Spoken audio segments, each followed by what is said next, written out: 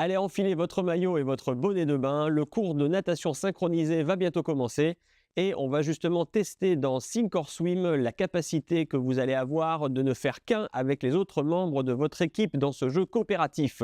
Comment ça se passe? C'est ce qu'on voit tout de suite.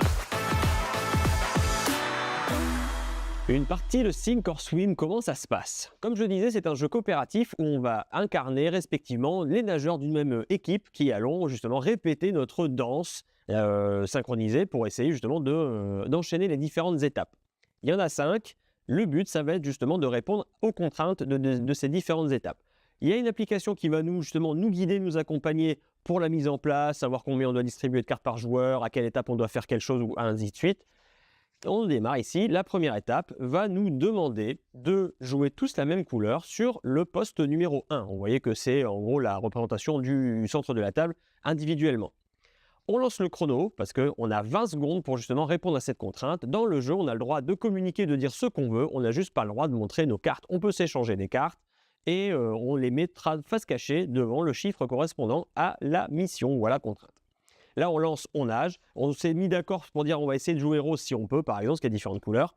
Moi, j'ai une carte rose ici, je la mets en 1. Lui, il a une carte multicolore aussi, il peut la mettre en 1. Il est toujours face cachée. Lui, il a une carte rose ici, la rose et jaune, hop, il met en 1. Et lui, par exemple, il arrive ici, il n'a pas de carte rose. Donc, ce qu'il peut faire, c'est se défausser de ses mains et piocher. Donc, il plonge dans le paquet jusqu'à trouver la carte qu'il a besoin. Donc là, par exemple, il trouve un rose, il la met en 1, on valide. Là, ici, je triche un peu, mais c'est pour vous expliquer. Une fois qu'on a validé la mission, on met ses mains en l'air pour dire en gros, moi j'ai fini de jouer, tac, tac, tac. Dès que tout le monde a mis ses mains, on valide le chronomètre.